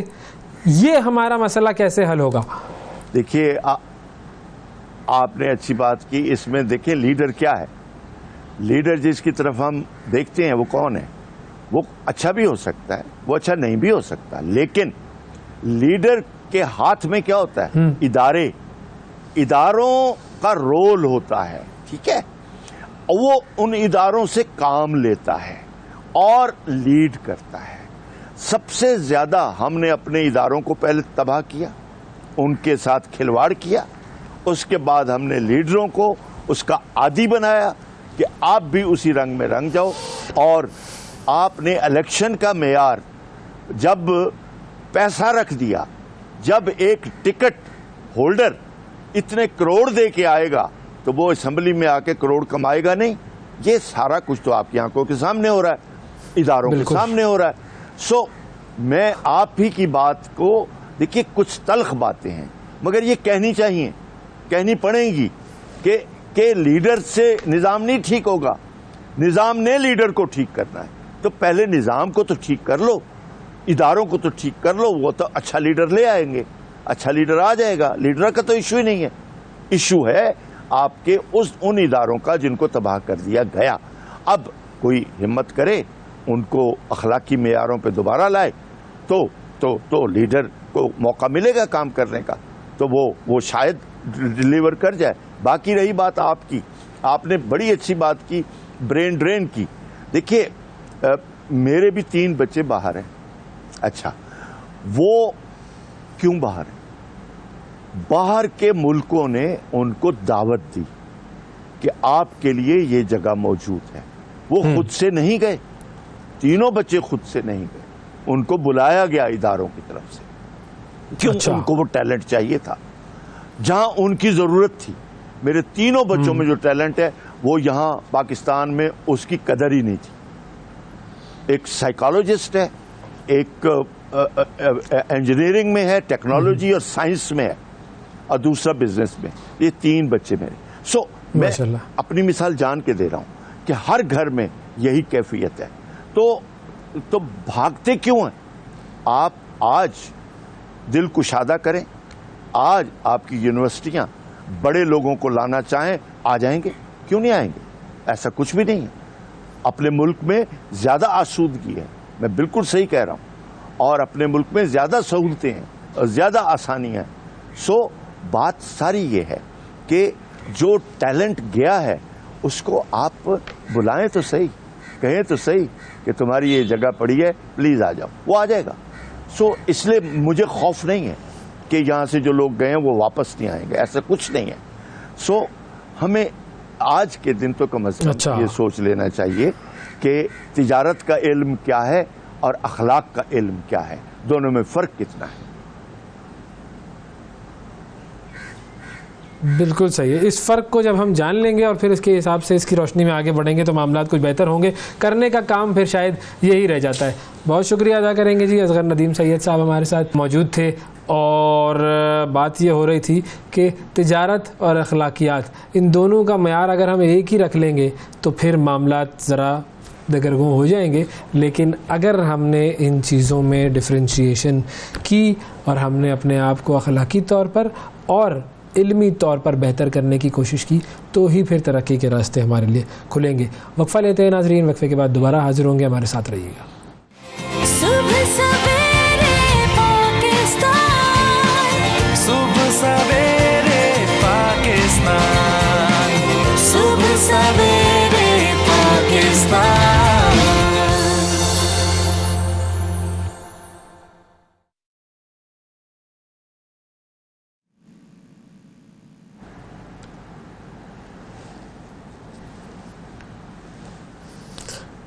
अस्सलाम वालेकुम यासिर साहब। वालेकुम अस्सलाम अवैस साहब, how are you? Welcome back सुबह सवेरे पाकिस्तान में एक मरतबा फिर खुशामदीद। अब बात करते हैं कुछ साइकोलॉजी की दुनिया की, और साइकोलॉजी की दुनिया में एक टर्म है जिसको कहते हैं चाइल्डहुड ट्रॉमा। ये वो ट्रॉमा है कि जो कि बचपन में बच्चों के साथ कनेक्ट होता है और फिर उसकी वजह से उनकी ज़िंदगी आगे आने वाले तमाम सालों के लिए, तमाम उम्र तक वो एक रोग बनकर उनके साथ चिमटा हुआ होता है। ये चाइल्डहुड ट्रॉमा क्या होता है, और अगर इस चाइल्डहुड ट्रॉमा की हम बात करें तो आजकल फ़लस्तीन में जो कुछ हो रहा है, या फिर अगर हम कश्मीर की बात करें तो कश्मीर में भी बच्चे बहुत सारे हैं जो देख रहे हैं कि उनके साथ क्या जुल्म सितम हो रहा है। फ़लस्तीन के बच्चों की तो वीडियोज़ हमने आपको अभी सुबह में दिखाई कि जिन्होंने प्रेस कॉन्फ्रेंस की और दुनिया को बताने की, जगाने की, झंझोड़ने की कोशिश की कि हमें मारा जा रहा है, कत्ल किया जा रहा है इसराइल की तरफ से, लेकिन कोई हमारा पुरसाने हाल नहीं है। उन बच्चों के जहनों में क्या गुजरती होगी, इस पर हम बात करेंगे। हमारे साथ डॉक्टर यासिर अब्बासी साहब मौजूदोलॉजिस्ट हैं, यूके में प्रैक्टिस करते हैं, उनसे हम बात करेंगे चाइल्डहुड ट्रॉमा के हवाले से। अस्सलाम वालेकुम डॉक्टर साहब। अस्सलाम वालेकुम साहब, क्या हाल है आपके? बहुत शुक्रिया सर, थैंक यू, आपने अपने जो है वो कीमती वक्त में से हमारे प्रोग्राम के लिए वक्त निकाला। चाइल्डहुड ट्रॉमा, अगर इसको थोड़ा सा डिफाइन करें तो ये क्या होता है? जी, एक तो बहुत बहुत शुक्रिया आपका और 92 न्यूज़ का ये शो करने का और इस टॉपिक पे बात करने का। It's a very important topic है। चाइल्डहुड ट्रॉमा एक ऐसी चीज़ है जो कि आप अगर एक्सपोज होते हैं बचपन में, आप जैसे आपने बोला, उसका इम्पैक्ट काफ़ी हद तक पूरी ज़िंदगी आप पर रहता है। ट्रॉमा तो बहुत बड़ी चीज़ होती है। एक और टर्म यहाँ यूज़ होते हैं जिसको हम लोग बोलते हैं एसेस, एडवर्स चाइल्डहुड इवेंट्स। ये एडवर्स चाइल्डहुड इवेंट्स भी अगर आप फेस कर लें तो you have a higher risk of developing mental health problems and physical health problems. The adverse childhood events क्या होते हैं, पहले तो ये आपको मैं बताऊं। These are like physical abuse अगर हो, किसी भी किस्म का sexual abuse, emotional abuse, अगर आप किसी घर में रह रहे हैं जहाँ ड्रग अब्यूज़ हो रहा है और अल्कोहल अब्यूज़ हो रहा है और आप उसको सब देख रहे हैं, या डोमेस्टिक वायलेंस जिसको हम बोलते हैं कि लड़ाई आपस में मारपीट घर वाले कर रहे हैं, and you are witnessing that, सिर्फ ये विटनेस करना ही एक एडवर्स चाइल्डहुड इवेंट होता है। या आपके घर में कोई ऐसा है कि जो जेल जा चुका है और क्राइम कमिट कर चुका है और आप एज अ चाइल्ड उस सब से एक्सपोज हो रहे हैं, तो ये सब एडवर्स चाइल्डहुड इवेंट्स होते हैं। अब अगर आप इससे ज़्यादा एक लेवल ऊपर चले जाएँ तो जैसा आपने बोला, जो बच्चे होते हैं कॉन्फ्लिक्ट जोन्स में, कॉन्फ्लिक्ट जोन्स दुनिया भर में हैं आजकल, जैसे आपने जिक्र करा इन Israel and Palestine, but everywhere else in the world there are conflict Jones and children expose to that are being exposed to extreme levels of trauma. और ये extreme levels of trauma आपको इस तरीके से affect करते हैं कि as you grow up, you develop various types of mental health problems. आपको depression, anxiety, खास तौर पे post traumatic stress disorder type चीज़ें आप develop करने लगते हैं. You are at higher risk of using substances. आपके chances होते हैं कि आप ये drugs, alcohol ज़्यादा यूज़ करें, आपकी relationship breakup, आपका जैसे सिगरेट वगैरह यूज़ करना, उसकी वजह से आपके ऊपर हेल्थ इफेक्ट होना, it kind of effects your life overall.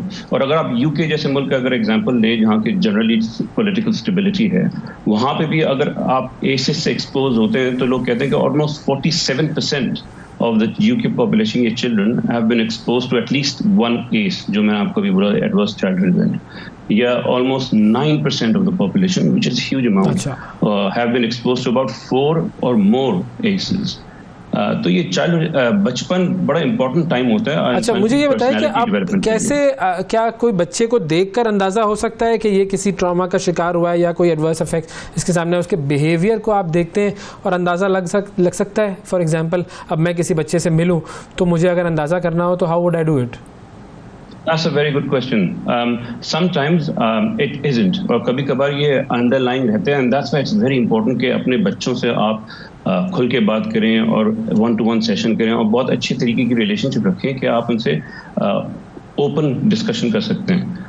कभी कभार they don't like talking about it, कभी वो एक्सपोज होते हैं किसी चीज़ से, जैसे कोई बच्चा सेक्सुअल ट्रॉमा से एक्सपोज हुआ, they sometimes feel guilty about it and they think कि वो रिस्पॉन्सिबल हैं and they won't be able to discuss it with an adult. So having an open relationship is very important. पर कुछ science हैं जो आप pickup कर सकते हैं, जैसे कि बच्चा थोड़ा विड्रॉन हो जाए, नॉर्मली बहुत हंसता खेलता बच्चा हो, वो थोड़ा विड्रॉ हो जाए, इतना एक्टिविटी में एंगेज नहीं कर रहा हो, नॉर्मली जिस चीज़ों से उनको जॉय आता हो, खुशी आती हो, वो उनको नहीं मिल रही हो उन चीज़ों से, خاص طور پہ یہ جو ایموشنل اور سیکشل ٹائپ آف ابیوزز ہوتی ہیں یہ یوزلی آپ کے کلوز انکاؤنٹرز میں ہوتے ہیں, جیسے گھر میں اگر کوئی جو لوگ آ رہے ہوتے ہیں ان کے تھرو, یا variety of individuals with in your family and friends.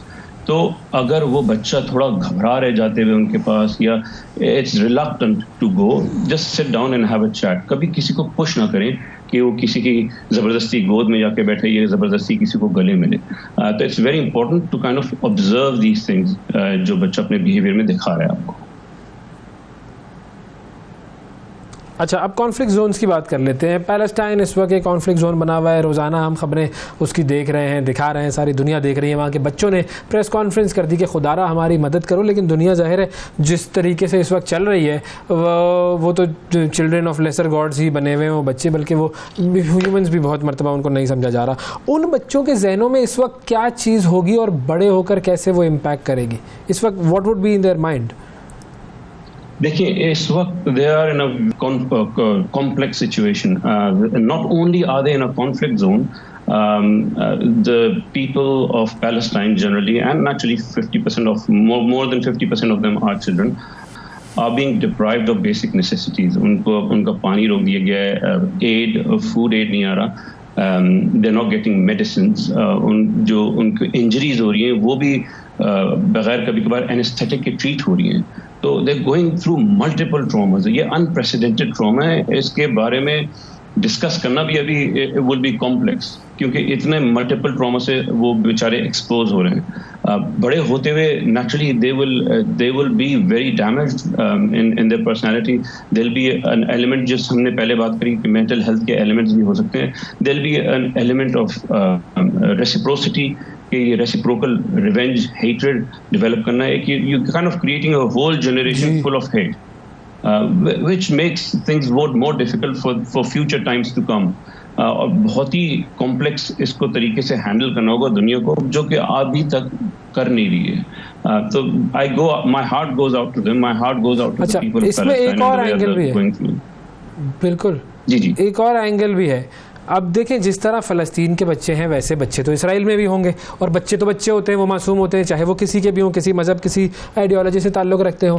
لیکن جب وہ دیکھ رہے ہوں گے کہ ہاں ہم یا ہمارے جو فوجی ہیں یا جو ہماری حکومت ہے انہوں نے فلسطینیوں پر ظلم کرنا شروع کیا ہوا ہے, تو کیا ایسا ہو سکتا ہے کہ وہ اس ظلم کو, وہ بچے جو ہیں جب وہ بڑے ہو تو وہ اس ظلم کو ظلم سمجھے ہی نہ, اور وہ چیز بھی ایسکلیٹ ہو؟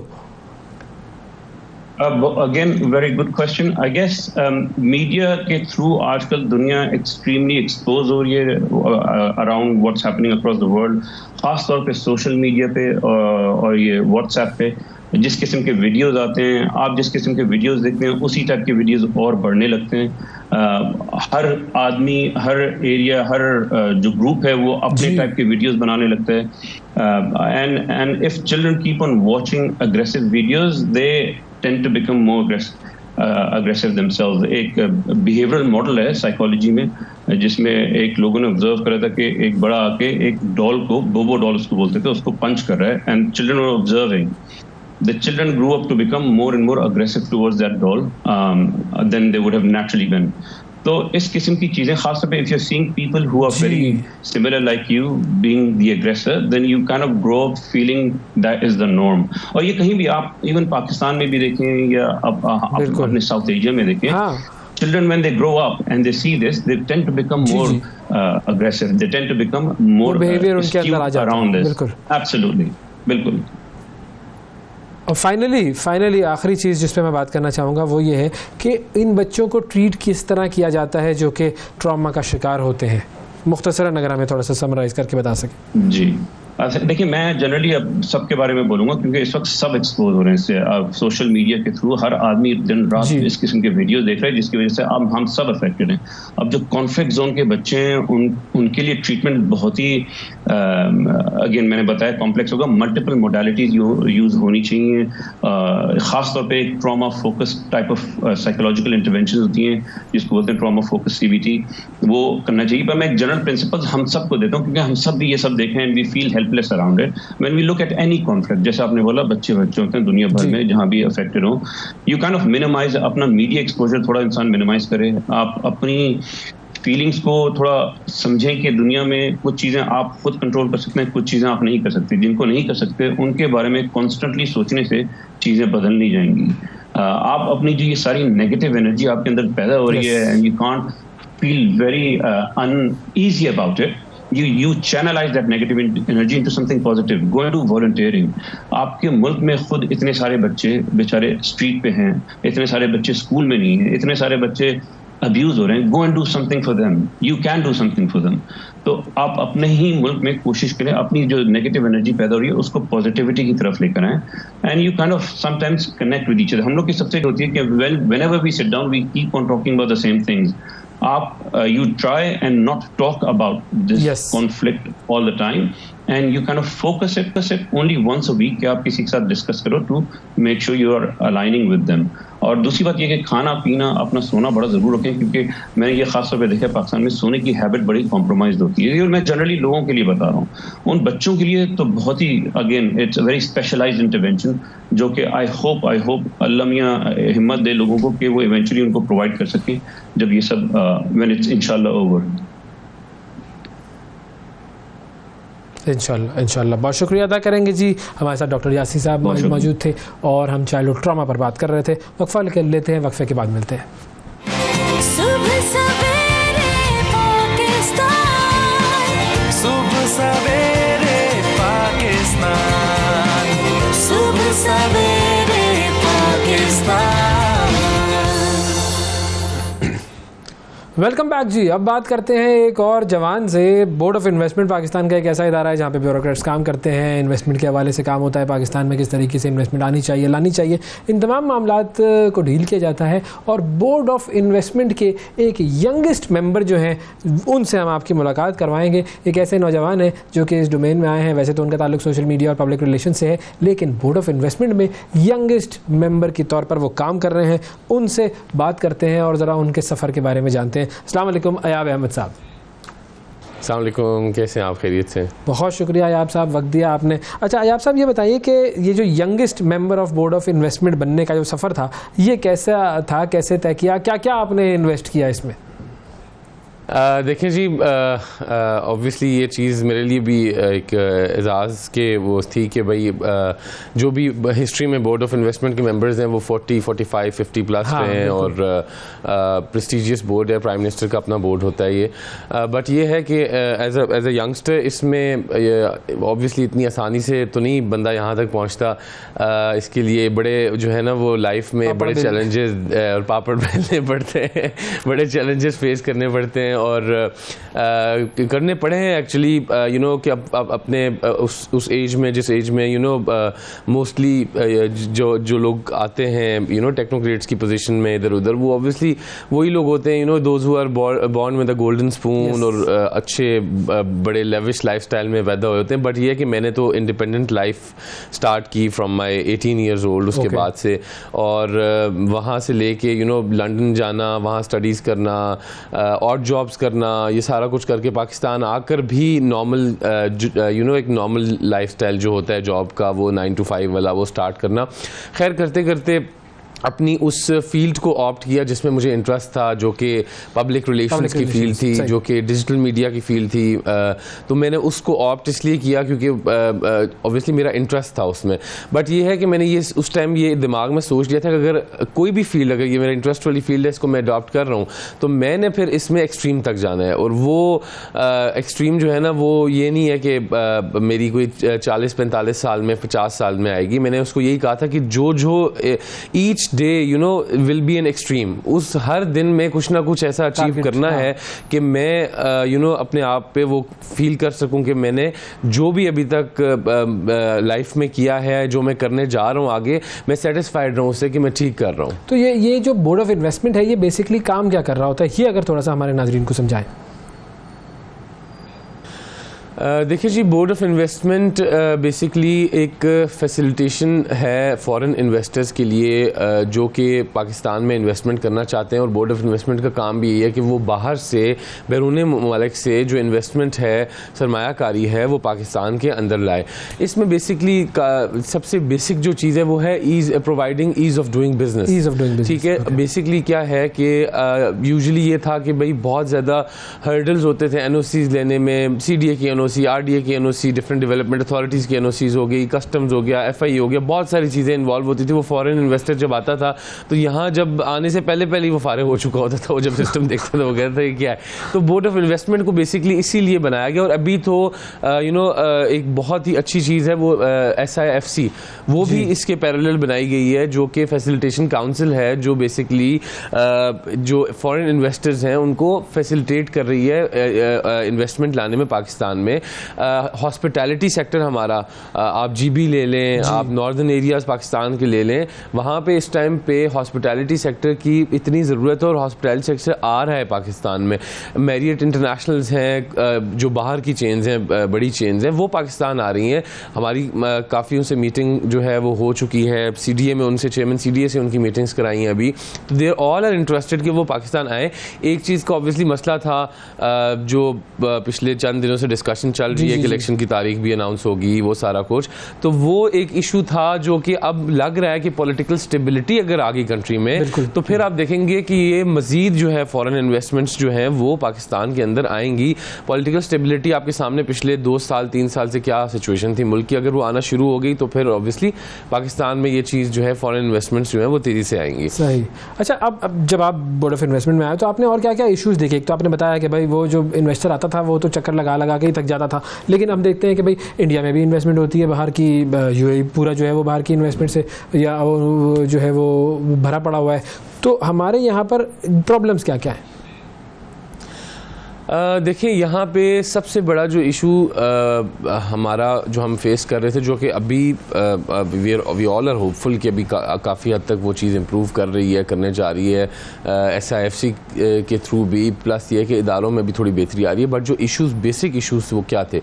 بیسک ایشوز یہ تھے کہ اگر فار ایگزامپل کوئی باہر سے کمپنی آئی ہے, ڈیولپرز آئے ہیں جنہوں نے کوئی ہاؤسنگ سوسائٹی بنانی ہے, اور دے آر لیجٹ لوگ ہیں, اچھے لوگ ہیں, انہوں نے بنانی ہے. مسئلہ یہ آتا تھا کہ فار ایگزامپل اگر وہ آر ڈی اے میں راولپنڈی ڈیولپمنٹ اتھارٹی میں فال کر رہی ہے, وہ ان کی این او سی لیتے لیتے ان کو 4-5 سال تو ایسے ہی گزر جاتے تھے. لوگ انویسٹمنٹ کرتے تھے, لوگ انویسٹمنٹ کرنے کے بعد پتہ چلتا تھا جی کہ این او سی تو ہے ہی نہیں, تو این او سی ہے ہی نہیں, اور اس کے سال بعد یہ پتہ لگے جی این او سی ملنی بھی نہیں ہے. ٹھیک ہے, پیسے تو ڈوب گئے سارے نا. اب وہ جو بیسکلی جن لوگوں کے پیسے ڈوبے وہ تو سائڈ پہ نا, وہ جو ڈیولپر باہر سے آیا وہ ہی اس سسٹم دیکھ کے اتنا پریشان ہو گیا کہ اس نے دوبارہ کہا جی کہ اب تو میں انویسٹمنٹ پاکستان میں کروں گا.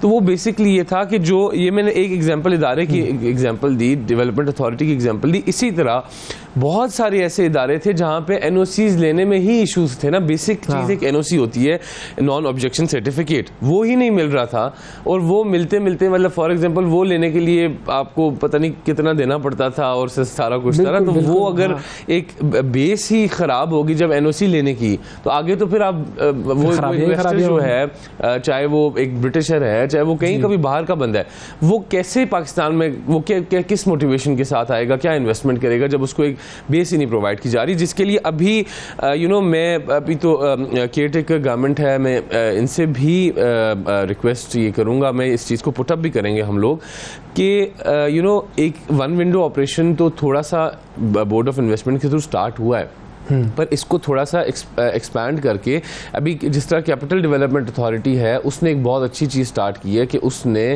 جتنے بھی یہ این او سیز اور یہ جو پراپرٹی ٹیکسز اور یہ سارا کچھ ہے, یہ ابھی ان کو لے کے جا رہے ہیں ایپ پہ. وہ ایپ کے تھرو آپ پراپرٹی ٹیکس دیں گے, وہ ایپ کے تھرو آپ ہر چیز اپلائی کریں گے. ایون اگر آپ نے بلڈنگ کنٹرول کے تھرو جانا ہے اور آپ نے وہ اپنا نقشہ اپروو کرانا ہے, وہ بھی وہ ایپ کے تھرو اس میں ایل او پیز اور نقشے پڑے ہوں گے. وہ نقشے جو ہیں وہ وہاں سے آپ اٹھا کر چوز کر کے اس کی پرائس ہوگی, وہ آپ وہیں پے کریں, وہ اپروو کرائیں, جو جس کے لیے اللہ معاف کرے آپ کو رشوت دینی پڑتی تھی 30-35 لاکھ روپیہ 40 لاکھ روپیہ. وہ اگر ایپ پہ چلا جائے گا, جیسا سی ڈی اے بھی کر رہا ہے, وہ ڈیجیٹائزیشن کی پروسیس میں ہے, اگر وہ چلا جاتا ہے ایپ پہ, تو پھر بہت ساری ساری فیسیلیٹیشن یہیں سے مل جائے گی, ایک ون اسٹاپ شاپ ٹائپ چیز لانچ ہو جائے گی. اچھا, اب جب آپ ایز اے ینگ پرسن جب آپ کسی ایسے ادارے میں جاتے ہیں, بیوروکریٹس میں جاتے ہیں کہ جہاں پر جیسے سارے لوگ جو ہیں وہ 40-50 والے 50 سے اوپر والے بیٹھے ہوئے ہیں, تو ایک ایج کے ڈفرینس کے ساتھ ساتھ ایک مائنڈ سیٹ کا بھی ڈفرینس ہوتا ہے, تو وہ تھوڑی سی ایک ہاسٹیلٹی نہیں پیدا ہو جاتی, یا مطلب یہ کہ کیسے اس کو ٹیکل کیا جاتا ہے کہ ان کا ایک الگ مائنڈ سیٹ ہے, آپ کا الگ مائنڈ سیٹ ہے؟ دیکھیں آبویسلی اس بہت ہر قسم کے لوگ, مطلب میں پچھلے 4-5 سال سے اسی فیلڈ میں ہوں اور انہی لوگوں سے میرا انٹریکشن ہو رہا ہے.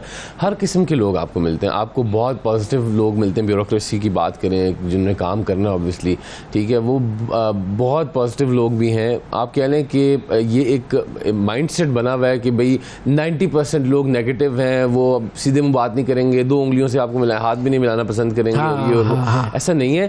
10% لوگ ایسے ہیں جن کو 90% سمجھا جا رہا ہے, وہ ایکچولی 10% لوگ ہیں ایسے جو اپنی سیٹ پر جو ہے وہ بڑے زور و شور سے بس بیٹھے ہوئے ہیں کہ ہم جو ہے افسر ہیں, افسر شاہی میں ہیں, اور وہ جو ہے نا ان کا کوئی موڈ نہیں ہے کہ عوام کو فیسیلیٹیٹ کریں وہ. بٹ 90% لوگ بہت اچھے آ رہے ہیں. ینگ لاٹ جو آ رہی ہے نئی, وہ بہت اچھی آ رہی ہے. پلس مجھے جو ہے, مجھے ایس سچ اپنی بات کروں تو مجھے کوئی مسائل کا سامنا ایس سچ نہیں کرنا پڑا. صرف مجھے نہیں, میں نے بلکہ جن آفیسرز کے ساتھ کام کیا ہے, 1 سال میں نے چیف سیکرٹری پنجاب کے ساتھ کام کیا, میں نے ان کو I've seen him working. اب چیف سیکرٹری کے ٹائم پہ کہ انہوں نے خود مجھے کہا جی کہ مجھے ایک ایسا کمپلینٹ ریڈریسل سیل چاہیے جو کہ پورے پنجاب کی کمپلینٹس میں خود دیکھوں. مطلب مجھے بتایا کہ ایک چیف سیکرٹری یہ سوچ رہا ہے, تو ہم لوگ اکثر وہ اسی کمپلینٹ ریڈریسل لانچ کرنے کے بعد میں نیچے کمنٹس پڑھتا تھا نا, لوگ بڑی کہ افسر ہے, شیروانی پہن کے آ جاتا ہے, یہ ہے وہ ہے. ایسا کچھ بھی نہیں ہے, انہوں نے خود ایک چیز لانچ کرائی ہے, آپ لوگوں کے بھلے کے لیے کرائی ہے. تو اسی طرح کافی سارے آفیسرز ہیں جو کہ کہ اب پرووائڈنگ ایز کی طرف جا رہے ہیں لوگوں کو, ڈیجیٹل میڈیا کو یوز کریں, ڈیجیٹل میڈیم کو یوز کریں تاکہ ان کے دفتروں میں نہ جانا پڑے. کافی سارے آفیسرز پازیٹیو ہیں, نیگیٹو کی تعداد ہے لیکن وہ 10% ہے, کم ہے. ایسے پرسیپشن بنا ہوا ہے کہ جی بہت زیادہ نیگیٹو لوگ ہیں اور بہت کم جو ہے وہ پازیٹیو لوگ ہیں, ایک پرسیپشن ہے بیسکلی. اچھا, سوشل میڈیا بھی آپ کا ڈومین ہے, تو مجھے ذرا بتائیں کہ سوشل میڈیا کا جو یوز ہے ہمارے یہاں اس کو آپ کیسے دیکھتے ہیں؟ کیونکہ بہت سارے ممالک کے بارے میں ہم پڑھتے ہیں کہ جہاں پر بیوروکریٹس جو ہے وہ آفیشلی سوشل میڈیا کوئی بھی کسی بھی قسم کا وہ استعمال نہیں کر سکتے. دیکھیں ویری گڈ کویشچن. اس میں جو بیسیکلی سابق ڈی سی کا آپ نے نام لیا, ریڈریسل سسٹم پاکستان میں first time in the history of Pakistan, میں نے انہی کے ساتھ مل کے, حمزہ شفقات کے ساتھ مل کے وی اسٹارٹیڈ آف دیٹ, اور وہ پاکستان کی ہسٹری میں پہلی دفعہ تھا. کبھی بھی کوئی اس سے پہلے کوئی گورنمنٹ آفس پریزنٹ نہیں تھا ٹویٹر پہ لوگوں کی فیسیلیٹیشن کے لیے. اپڈیٹ سے ضرور لگاتے تھے بٹ لوگوں کی فیسیلیٹیشن کے لیے وہاں پہ کوئی آفیسر پریزنٹ نہیں تھا.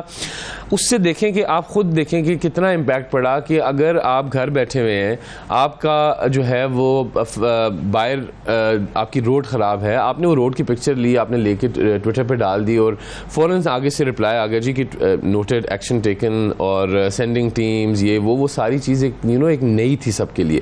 اس کو دیکھ کر کافی سارے لوگ جو ہیں وہ کافی آفیسرز ٹویٹر پہ آنا, ایکٹیو ہونا شروع ہوئے. بٹ اس میں obviously کچھ وہ 10% کے لوگ تھے جو چاہتے تھے یہ کام ہو ہی نا, تو وہ جو ہیں وہ پھر نوٹس بھیجتے تھے اور کہتے تھے کہ جی آفیسر شوڈ اسٹاپ دس, یہ الاؤڈ نہیں ہے.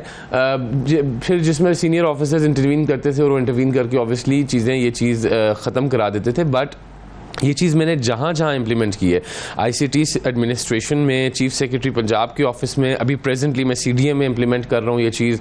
جہاں جہاں پہ یہ کمپلینٹ ریڈریسلز امپلیمنٹ کیے ہیں آن لائن ٹویٹر کے تھرو, وہاں پر آپ کہہ لیں کہ ایوریج جو میں نے ریشو نکالی ہے وہ 6 months کے اندر 3,000 to 4,000 کمپلینٹس ریزالو ہوئی ہیں ایوریج. اگر آپ بات کریں 6 مہینے کے اندر 2,000 سے 3,000 کمپلینٹس, وہ کمپلینٹس جو کہ اب بندہ اپنے ڈرائنگ روم میں یا گھر پہ کرسی پہ بیٹھ کے وہ ٹیگ کر کے حل کرا رہا ہے, تو اس سے بہتر کیا چیز ہو سکتی ہے. تو یہ چیز ہونی چاہیے. آگے بھی جو آفیسرز اس چیز کو نہیں پسند کریں, سینئر آفیسرز, ان کو چاہیے کہ وہ چیز اس کو سٹارٹ کروائیں اپنے جونیئر آفیسرز. بالکل, کنیکٹیوٹی لوگوں کے ساتھ ان کی جو ہے وہ بڑھ جاتی ہے. اچھا, فائنلی میں یہ چاہوں گا کہ جو پریکٹیکل بات ہے کہ ٹھیک ہے بہت سارے لوگ کام کرنا چاہتے ہیں, کچھ لوگ ایسے ہوتے ہیں جو کام نہیں کرنا چاہتے, لیکن ہماری بیوروکریسی میں اگر کوئی بندہ بیوروکریسی کے ساتھ اس کا کوئی کام پھنسے یا کوئی کام وہ کروانا چاہ رہا ہو ایک عام آدمی, تو وہ کیا طریقہ کار ہے کہ جس سے وہ جائے تو اس کا کام ہو جائے, رکے نہ یہاں وہاں یہ سارے معاملات ادھر ادھر دھکے نہ کھانا پڑے, فائلوں کو پہیے لگانے نہ ہوں, بس اس کا کام ہو جائے, وہ فارمولا کیا ہے؟ دیکھیں جی, یوزلی میں ایڈمنسٹریشن کی بات کروں گا, جتنے بھی ضلعی انتظامیہ ہیں میں ان کی بات کروں گا, کیونکہ اوبیسلی ایک عام جو عوام ہے اس کا کام ضلعی انتظامیہ نہیں پھنستا ہے. تھوڑا سا پولیس کو ایگزامپٹ رکھوں گا کیونکہ میں کچھ نہیں کہہ سکتا.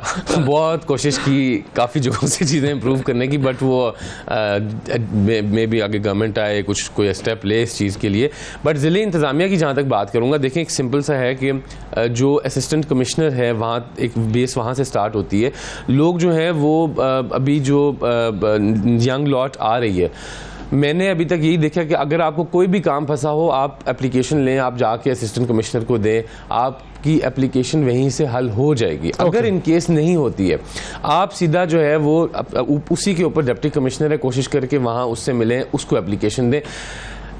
یہ تو ایک راؤٹ ہو کر جہاں سے جائے گی اگر آپ کے مسئلے نہیں حل ہوتے. اگر فار ایگزامپل اگر آپ کا مسئلہ ڈی سی بھی نہیں حل کر رہا, آپ کا مسئلہ اے سی بھی نہیں حل کر رہا, تو پھر اس کا جو ایزیسٹ وے ہے وہ یہ ہے کہ چیف سیکرٹری جو جتنے بھی ہیں پنجاب, بلوچستان, سندھ, کے پی, ان سب کا اپنا اپنا جو ہے وہ آن لائن ایک ای میل ایڈریس ہے جو کہ کمپلینٹ ایڈریس کرنے کے لیے ہے.